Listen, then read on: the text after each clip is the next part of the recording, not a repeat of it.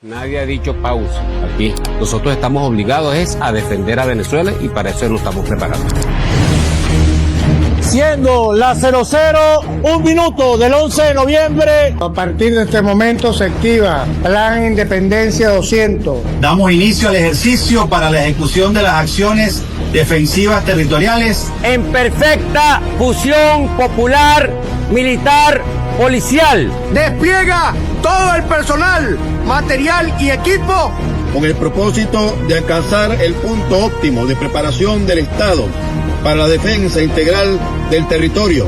a fin de aumentar nuestro poder de combate. Estamos ejecutando la dispersión y desconcentración de los medios y equipamiento del sistema defensivo territorial. Se han desplegado casi 200.000 efectivos en todo el territorio nacional para este ejercicio en el marco del Plan Independencia 200. Y debo decir que esto no va en desmedro del despliegue cotidiano que lleva el Comando Estratégico Operacional, combatiendo con todas las demás amenazas, la amenaza del narcotráfico, la amenaza de los grupos armados terroristas, narcotraficantes armados que pretenden operar en la frontera venezolana. A todo eso le estamos dando una respuesta eficaz y el pueblo de Venezuela debe saber que tiene una Venezuela resguardada, protegida, defendida por la Fuerza Armada Nacional Bolivariana y por el liderazgo de nuestro comandante en jefe, presidente Nicolás Maduro Moros.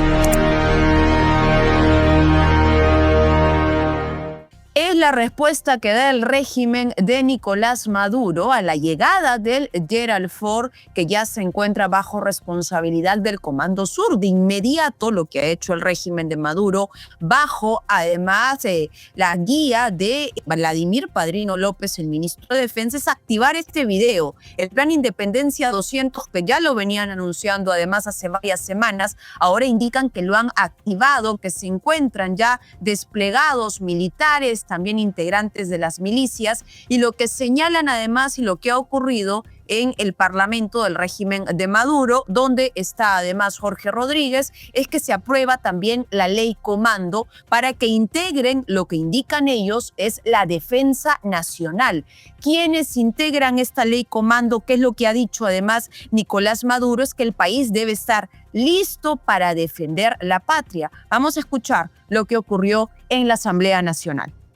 Las honorables diputadas y los honorables diputados que estén a favor de aprobar la segunda discusión del proyecto de ley del Comando para la Defensa Integral de la Nación, de conformidad con lo establecido en el artículo 106 del Reglamento Interior y de Debates, sírvanse manifestarlo con la señal de costumbre.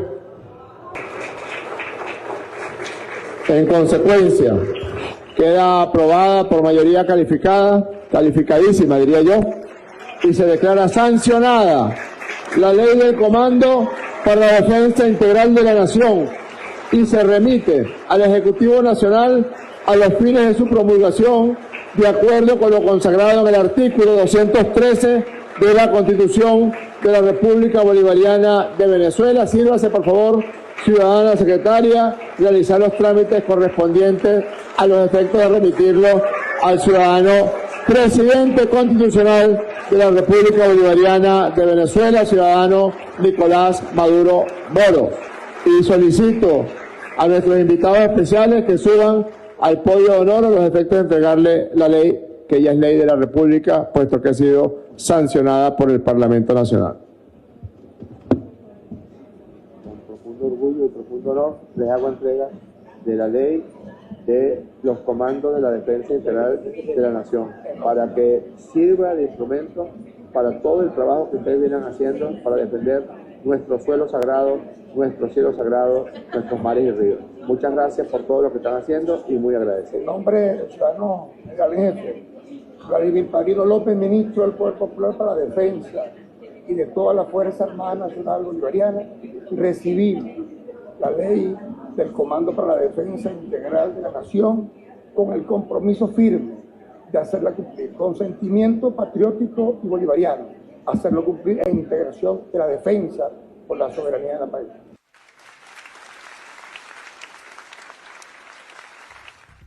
Escuchaban ustedes todas las repercusiones que está generando en el régimen de Maduro la llegada del Gerald Ford, ¿no? Lo que indican además en la creación de esta ley de comando es que es para la defensa de Venezuela, y así lo ha dicho también Nicolás Maduro. Atención con las declaraciones que vienen, porque él señala además en la declaración que da, en el anuncio que da Nicolás Maduro, es que la medida se da para estar listos para defender a la patria.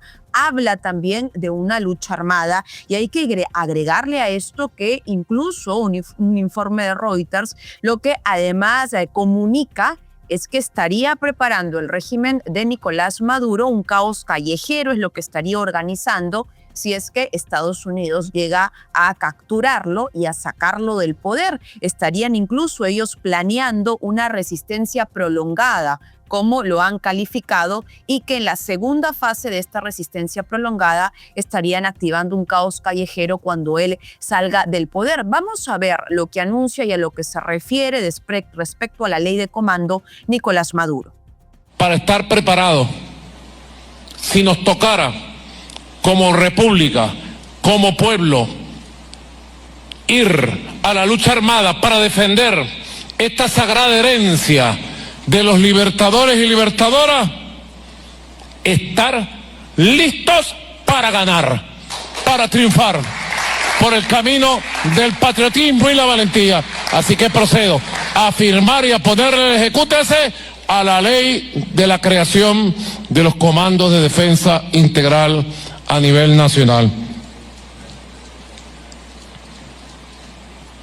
Firmada, aprobada, refrendada hoy, martes 11 de noviembre del año 2025, y digo con todo un país: paz, paz, paz. Queremos paz, tendremos. Ante la máxima presión, máxima preparación. Ejecútese esta ley de inmediato.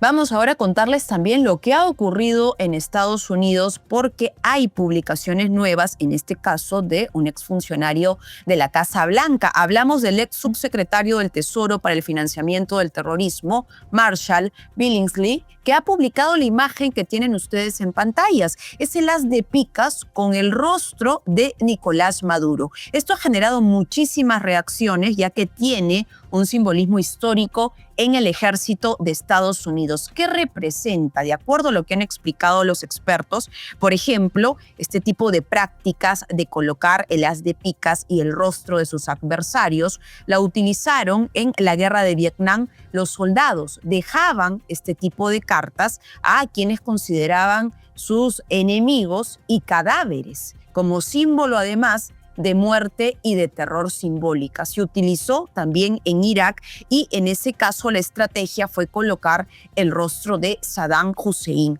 Así que lo que están explicando muchos expertos es que el ex subsecretario del Tesoro para el financiamiento del terrorismo de la Casa Blanca ha publicado ahora esta imagen por la coyuntura que se tiene y la llegada del Gerald Ford bajo el Comando Sur en el Caribe. De esta manera nosotros comenzamos Radar 24. Bienvenidos a todos ustedes, y queremos, por supuesto, también la información y el análisis. Estamos ya con Xiomara Sierra, ella es dirigente de Vente Venezuela. Xiomara, bienvenida, gracias por estar con nosotros, y queremos conversar contigo sobre lo último que está ocurriendo en Venezuela, esta creación de la llamada Ley Comando, los comandos de defensa que dice Nicolás Maduro que lo van a integrar las milicias, funcionarios y también el ejército. Te escuchamos.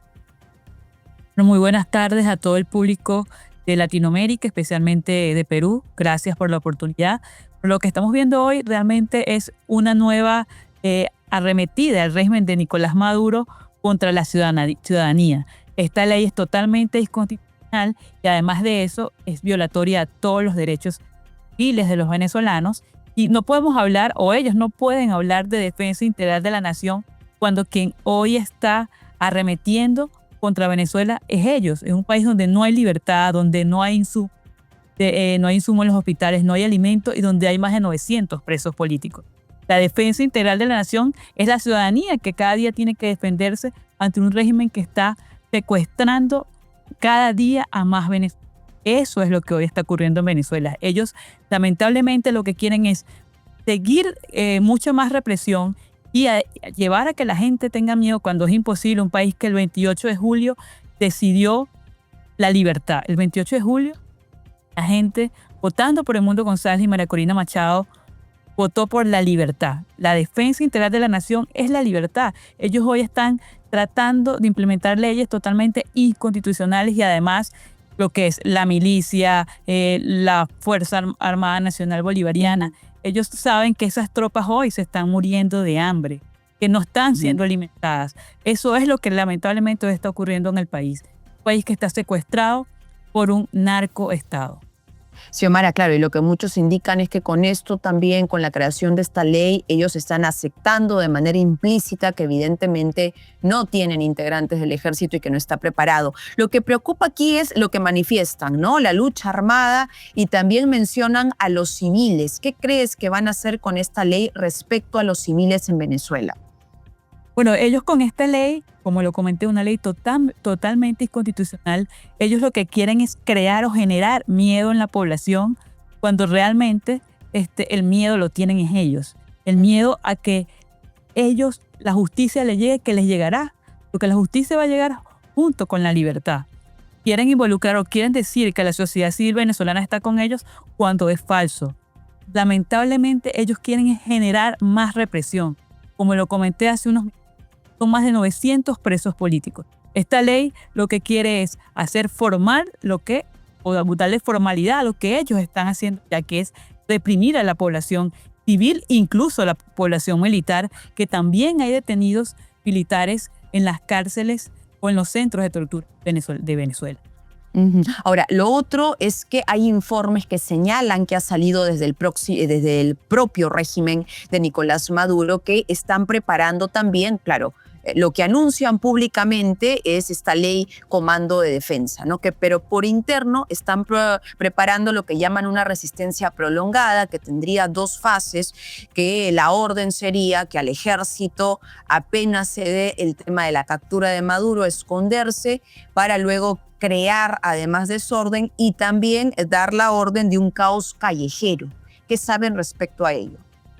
Bueno, el régimen, ellos mismos son los que están revelando las posibles estrategias que ellos tienen a una guerra que ellos mismos se inventaron, porque quien hoy está llamando a la violencia son ellos, quien hoy está llamando a la lucha armada es el régimen de Nicolás Maduro. Nosotros fuimos a unas elecciones que lamentablemente no fueron libres, que ellos se robaron y que hoy estamos haciendo es que es una guerra generada por ellos mismos. Ellos buscan la anarquía, ellos buscan la violencia, pero nosotros en ningún momento es lo que queremos para Venezuela. Nosotros queremos una Venezuela tierra de gracia y por supuesto que llegue la libertad y llegue la justicia. Nos hablabas de las condiciones, además, que se tienen al interior del ejército, donde saben también que están pasando hambre y por ello se estaría dando esta creación de estos comandos para involucrar a más personas. ¿Qué detalles tienen de las falencias que tiene el ejército bolivariano?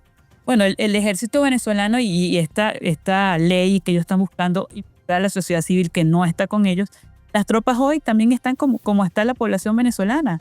Está pasando lamentablemente hambre, no tienen las condiciones ni económicas ni sociales y las familias de estos militares hoy también están pasando las penurias que viven en Venezuela. No tienen las condiciones adecuadas, no tienen una capacitación técnica y por supuesto no fueron formados en lo que debe ser formado, lo que es Venezuela, lo que es la defensa realmente de un país, sino lamentablemente lo que quisieron es sembrar una ideología que ni siquiera pudieron comprársela. El régimen de Nicolás Maduro sabe que incluso en los comandos militares Edmundo González ganó.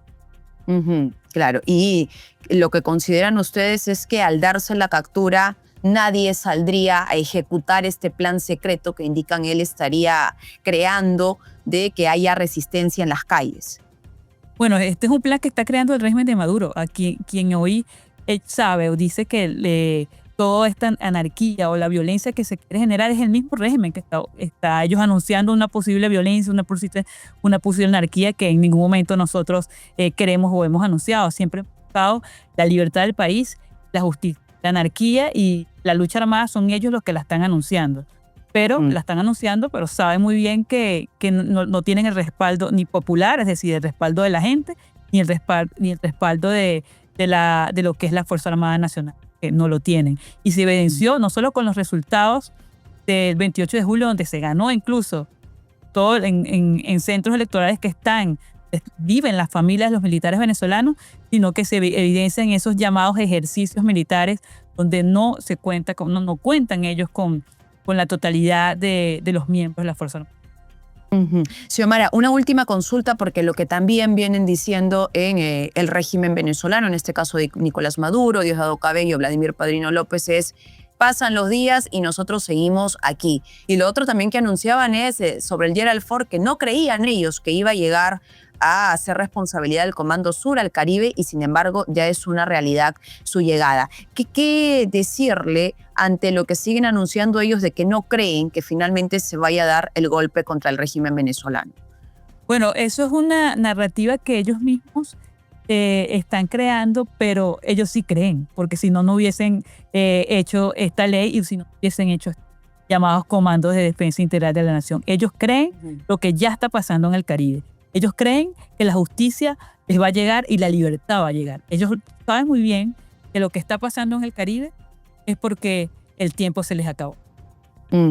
Bien, Xiomara, gracias por estar con nosotros, gracias además por darnos tu opinión y lo que se viene generando con la ley del comando de defensa, como lo ha llamado Nicolás Maduro y como lo han calificado y lo han aprobado también en la Asamblea Nacional, una ley de comando de defensa que lo han oído ustedes, lo que va a generar, lo que podría generar en Venezuela es mayor represión, porque lo que habla Nicolás Maduro es que van a involucrar o que van a integrar estos comandos de defensa, no solo militares, sino también funcionarios y civiles. Continuamos con más, y a raíz de que continúan los ataques por parte de Estados Unidos para eliminar estas narcolanchas, como lo indican ellos, no solo en el Caribe, sino también en el Mar del Pacífico, Gustavo Petro sigue pronunciándose y realizando acciones. Lo último que ha indicado es que ha dado la orden a todos los niveles de inteligencia de Colombia para que no sigan prácticamente dando información a Estados Unidos. Ha publicado esto en su cuenta X y señala allí: todos los niveles de inteligencia de la Fuerza Pública Colombiana van a suspender el envío de comunicaciones y otros tratos con agencias de seguridad de Estados Unidos. La medida, además, que la anunció el propio presidente colombiano, señala que se da mientras la Casa Blanca, mientras Washington continúe con esta directiva de seguir atacando narcolanchas, porque lo que él indica o lo que él piensa es que no es la forma de luchar contra el narcotráfico, porque ya lo hemos escuchado, lo hemos leído también en múltiples publicaciones, que él señala que se debe detener y no asesinar a las personas que van en las narcolanchas, que él los llama crímenes, de acuerdo a lo que ha venido manifestando. Sigue Gustavo Petro con la tensión con el presidente de Estados Unidos. En tanto, en Colombia también se ha registrado el bombardeo más letal, ordenado también por el gobierno de Gustavo Petro. Hay 19 guerrilleros de las disidencias de la FARC bajo el mando que han terminado, en este caso, atacados. Vamos a ver a continuación el informe. El bombardeo más letal ordenado por el gobierno de Gustavo Petro en Colombia abatió a 19 guerrilleros de las disidencias de las FARC bajo el mando de Iván Mordisco, el rebelde más buscado del país, informaron el martes altos mandos militares. El señor presidente de la República, al conocer una amenaza inminente contra la población y también contra la fuerza pública, autorizó un bombardeo contra la estructura criminal de uno de los más peligrosos delincuentes y narcotraficantes que tiene el país, que es alias Mordisco. El ataque aéreo en el amazónico departamento del Guaviare, al sureste del país, es el séptimo en lo que va de 2025 y el más letal que han realizado las Fuerzas Armadas durante el mandato de Petro, según confirmó una fuente militar a la AFP. El almirante Francisco Cubides, comandante de las fuerzas militares, dijo en una rueda de prensa que la operación se hizo en la madrugada del 10 de noviembre y dejó 19 terroristas muertos y 3 personas capturadas, entre ellos un hombre herido.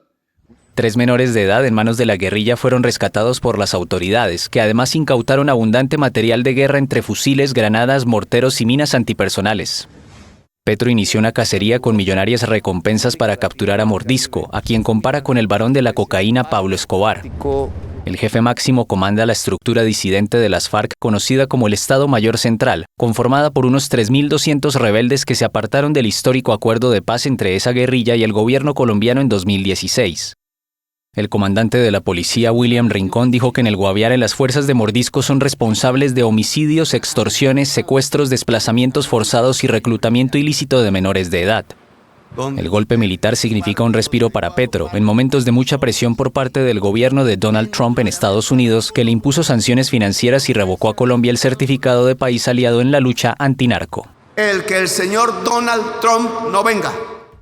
Seguimos con el panorama internacional y vamos a ver a continuación porque este domingo es un día clave para Chile, son las elecciones presidenciales, tienen 8 candidatos que postulan precisamente al sillón presidencial, pero está ocurriendo en el panorama de estas elecciones que hay una fragmentación de la derecha. Si bien las últimas encuestas que se han realizado dan a Janet Jara, exministra además de Trabajo y principal representante en las elecciones de la izquierda, como la que lidera las encuestas, aún no se sabe qué candidato de derecha sería el que pasa a segunda vuelta. Para hablar de este tema estamos también con los expertos. Nos acompaña Alberto Maico, es analista político en Chile y director de la encuesta LSN. Alberto, bienvenido. Gracias por estar con nosotros y para que nos expliques un poco, porque ya están en cuenta regresiva, cuál es el último panorama que ha revelado las encuestas en Chile.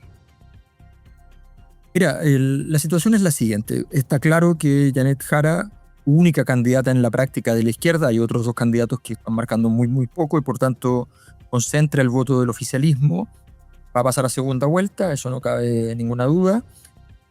Como tampoco cabe muchas dudas respecto al hecho de que ella tiene una probabilidad de ganar en segunda vuelta muy baja. Es decir, quien pase de la derecha, hay 3 candidatos fuertes, esa es la novedad, es esa, porque normalmente hay un candidato fuerte en la derecha o 2, pero en este caso hay 3 candidatos bastante fuertes que podrían pasar a la segunda vuelta.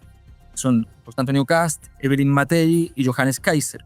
Entonces, esos 3 candidatos se mueven en órbitas entre el 15 y el 20%, o el 15 y el 22%, y es una incertidumbre respecto a quién podría estar en el primer lugar, aun cuando la mayoría le da una ventaja importante a Kast.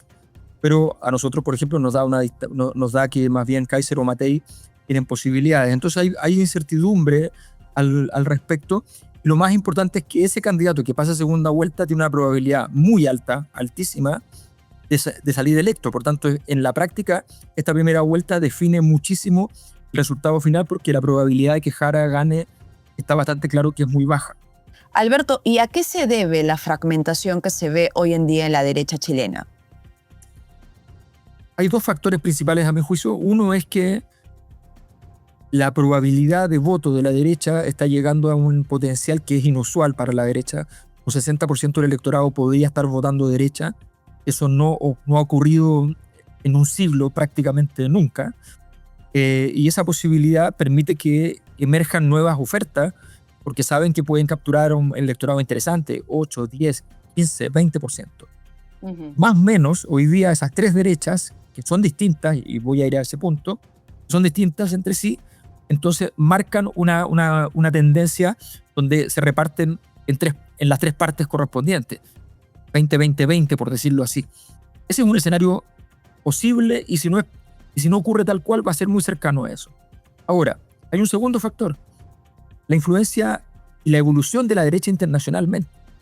La derecha de toda la vida, la derecha del liberalismo político con unos matices de conservadurismo, esa derecha hoy día está bajo amenaza de otras derechas que son más ultras. Son 2. En el mundo los vamos a encontrar con estilo más Donald Trump o más Javier Milei, que son derechas, claro, son derechas de que van a una perspectiva más colapsista, que piensan que remecer la estructura hace bien. Y hay otros grupos que son más conservadores que dicen, volvamos un poco al pasado. En el caso de Chile, tenemos de primer ejemplo más Milei, el caso de Johannes Kaiser, y tenemos una visión más restauradora del orden, más del pasado, incluso más vinculado probablemente con una necesidad de búsqueda de autoridad, con alguna rememoranza de la época de la dictadura, con José Antonio Kast.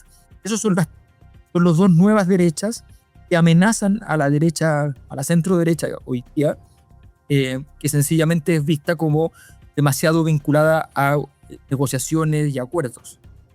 Claro, y ahora incluso el panorama, bueno, el escenario que nos describes de esta fragmentación podría ser que en la segunda vuelta se dispute entre dos candidatas mujeres. Sí, hay una probabilidad importante. Por lo menos Evelyn Matei tiene un 20 o 30% de probabilidad de ser la candidata que pasa a segunda vuelta. Y siendo así, podrían llegar las dos candidatas mujeres que había en oferta entre los 8 candidatos, estarían pasando a la segunda vuelta. Sería bastante impactante porque es un momento donde la discusión ha sido bastante masculina, bastante de seguridad, de orden, bastante de policías, ha sido bastante fuerte, pero hay también un tema que tiene que ver con que estos liderazgos más duros han dicho cosas respecto a los derechos de las mujeres que los han complicado electoralmente. Entonces, ahí hay una posibilidad de que efectivamente el voto femenino migre con fuerza tanto a Evelyn Matei como a Janet Jara.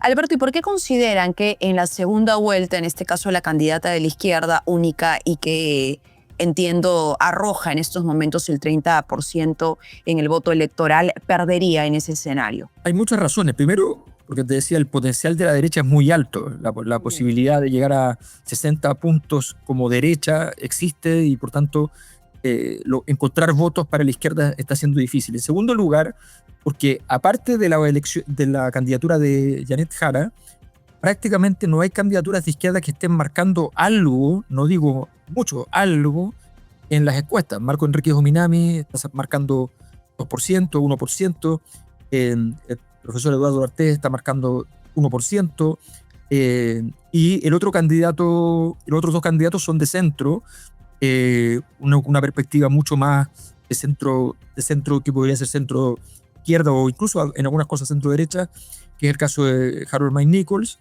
La verdad es que tiene poco que otorgarle a Janet Jara, y Parisi tiene más votos de derecha que de izquierda. Por tanto, el resto de los candidatos no encontramos nada, a tal punto que Janet Jara, para poder subir en segunda vuelta, tiene que lograr conseguir votos, que consigue algunos, de votaciones de gente de derecha que pueda descolgarse porque no le gustó el candidato que pase. O sea, si ocurre que pasa Evelyn Matei va a sacarle 60 puntos a 40 contra Jara. Pero si pasa Kast o Kaiser, eso va a ser 5 puntos menos, 55 contra 45. Si uno lo analiza en términos de probabilidad, va a decir sobre el 90% de probabilidad que gane la derecha. ¿No? Que es la tendencia además que estamos viendo en la región. ¿Y cómo va a quedar precisamente luego de las elecciones esta tendencia también en América Latina, ¿no? Las relaciones con América Latina? Bueno, eso es bien interesante porque se está reconfigurando un escenario. Ahora, es un escenario que, si uno lo mira en el largo plazo, es bien discutible que estemos hablando de una derechización en sentido estricto. Estamos hablando de una agenda de problemas comunes que frente a esa agenda le es más cómodo, le es más adecuado a la derecha aparecer como una alternativa. Pero no hay que olvidar que es una agenda muy difícil de lograr mejorar, es decir, lograr vencer el crimen organizado, reducir la delincuencia, mejorar las condiciones institucionales, son cosas bastante difíciles. Y en ese escenario, en un contexto como ese, se produce entonces una situación en la cual la derecha va a tener que demostrar que tiene capacidad de resolver ese tipo de problemas y de manera lo más rápido posible, porque gran parte del discurso ha sido que todo esto se puede hacer muy rápido, que no parece muy viable, y entonces eso la va a poner en una tensión. Yo creo que se viene una época, como ha venido ocurriendo, de que los países van de izquierda a derecha con mucha probabilidad. ¿No? Y tras la decepción también de los gobiernos de izquierda que vuelven a girar hacia la derecha. Alberto, muchísimas gracias por la explicación que nos has dado. Tienen un panorama bastante complicado este domingo, día clave, como lo decíamos, en Chile, 16 de noviembre, que se realizan las elecciones presidenciales, también del Congreso, y han visto ustedes, aún no se define el candidato de derecha que pasaría a la segunda vuelta. Amigos, vamos ahora hasta Brasil y vamos a ver las imágenes impactantes que se han registrado en la COP30.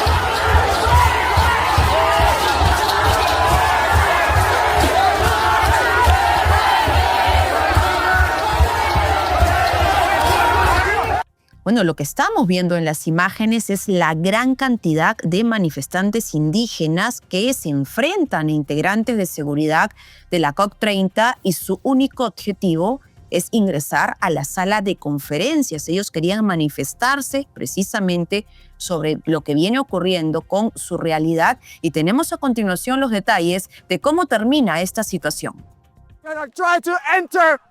Varias decenas de manifestantes indígenas se enfrentaron el martes a agentes de seguridad de la COP30 en Belém al tratar de ingresar al interior del centro de conferencias, un incidente inhabitual en este evento de la ONU. La conferencia contra el cambio climático se realiza en esta ciudad amazónica de Brasil desde el lunes, con la participación de unas 43.000 personas. Los indígenas marcharon por el clima y la salud en la ciudad, y al caer la noche terminaron bailando frente al recinto. Algunos de ellos ingresaron. Agentes de seguridad los empujaron hacia afuera, mientras algunos resistían, según imágenes obtenidas por la AFP. Cuando llegaron aquí no fueron bien recibidos, de hecho fueron dispersados más adelante por la policía para evitar que llegaran a la zona azul de la COP30. Al llegar ingresaron al espacio de la COP30 para protestar por el hecho de que, aunque la COP continúa y eventualmente terminará, la destrucción sigue adelante. A COP vai acabar, mas a destruição continua. Un portavoz de la ONU por el clima dijo a la AFP que un grupo de manifestantes superó las barreras de seguridad de la entrada principal de la COP, causando lesiones menores a 2 agentes de seguridad y daños menores al recinto. Quiero decir que la represión fue absurda. Podrían haber dialogado, podrían haber formado una comisión dentro para hablar con los funcionarios del gobierno, pero eso no ocurrió. El portavoz agregó que el personal de la ONU y de Brasil tomaron medidas de protección para garantizar la seguridad del lugar, precisando que se investiga lo ocurrido. La seguridad de la COP está asegurada por la ONU en el interior del recinto. Policías pidieron a los participantes todavía presentes que desalojaran el inmenso centro de conferencias. Los organizadores de la marcha se distanciaron de los incidentes y señalaron que las acciones que tuvieron lugar después de la manifestación no forman parte de la organización del evento, según un comunicado de la organización internacional 350.org. Amigos, les agradecemos por acompañarnos en Radar 24, también por enviarnos siempre sus comentarios, sus opiniones respecto a los temas que hemos abordado. Les dejamos, como siempre, la pregunta del día. ¿Qué creen ustedes respecto a esta ley de comando de defensa que ha creado el régimen de Nicolás Maduro? ¿Creen que con ello va a aumentar la represión en Venezuela? Envíenos sus respuestas. Los invitamos además a suscribirse, por supuesto, al canal de YouTube del Diario Gestión, activar la campanita y siempre compartir nuestro contenido que, como ya lo saben, tienen la información y el análisis. Los acompañó Cintia Garreta y nos encontramos mañana con más noticias para comentar. Chao.